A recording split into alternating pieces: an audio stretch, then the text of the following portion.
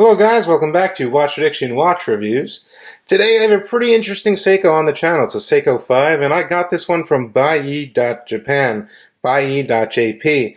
It's basically a service where you can get JDM Seiko, JDM Orient, pretty much any Japanese domestic watch you can't get here in the United States. You can order it through them using Rakuten or Amazon and a bunch of other services, and they handle all the shipping. They tell you when it's in, you pay the shipping, they ship it right to your door. It's a great service. I do recommend them. I will drop a link down in the description below. So here's the watch we are taking a look at today. It's a Seiko 5. It's a very nice Seiko 5, and it's a compass Seiko 5. So it's a pretty interesting watch. Not a lot of reviews on this watch on YouTube, so I figured I'd get one in. This is the SRP665. It's the blue variant of the compass watch of the Seiko 5 line.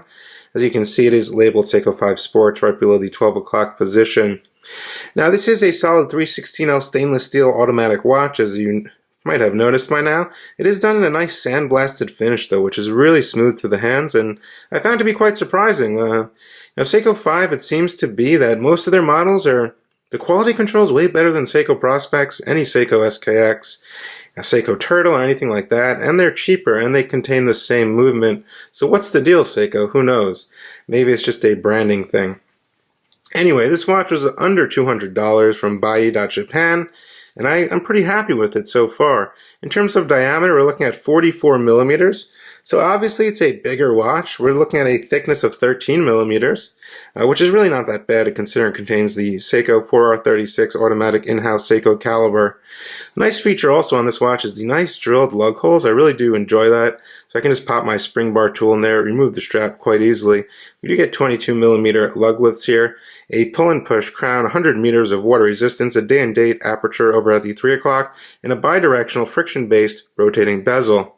As you can see here, this is used to tell your direction. Now, if you happen to be lost in the woods, or you're camping or doing some outdoor activity and you happen to get lost in the woods and you have no electronic device such as your iPhone, which can easily tell you any direction you're heading in, this can be useful. But how do I use it? Well, if you're in the northern hemisphere, all you really want to do is take your hour hand here and basically flat point it towards the sun. So take it flat, see the sun's that way, just point it towards the sun. And then take the south, which is S, and line that up in between the hour and the minute hand. Basically right in between them. So if the sun was that way, I'd be looking at somewhere east. The sun over there, east. Pretty easy to do, guys. Pretty easy to do.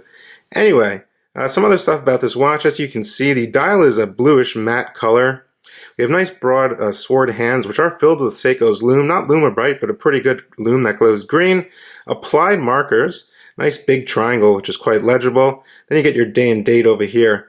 And first position on the 4R36 is self-winding, of course, which is really silky smooth on this model. I found that to be pretty nice.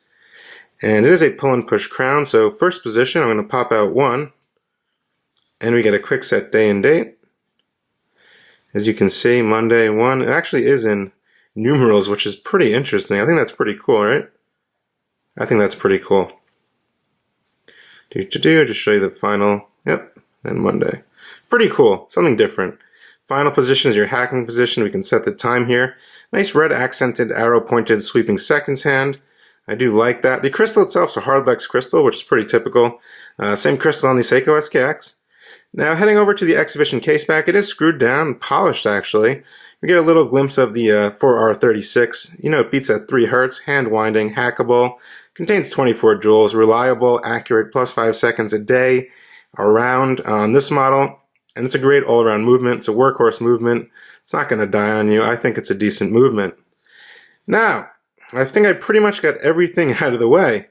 But other than that, it's a really nice watch, great for everyday use, I think. And the strap it comes on is actually a canvas strap, my first encounter with a Seiko canvas strap. And I'm pretty surprised. It's a nice strap. It's 22 straight down, no tapering, as you can see. And what really surprised me was the buckle. As you can see, it's a custom Seiko buckle just built for this watch to match the finish of the case. You get 1 floating keeper and 1 moving. I'm sorry, 1 floating keeper and 1 stationary. But as you can see, it's a pretty nice strap, and it's not cheap at all. I was quite surprised. It's definitely flexible and sturdy, and I think it's pretty nice. So let me throw it on my wrist. I'll show you how this strap looks, and I'll show you why I like the buckle. Just a quick wristwatch check. I am wearing my 18038 solid gold Rolex President. Did come back from service. I will have a video soon, but let's throw on the Seiko. And there she flows on my 6.5-inch wrist.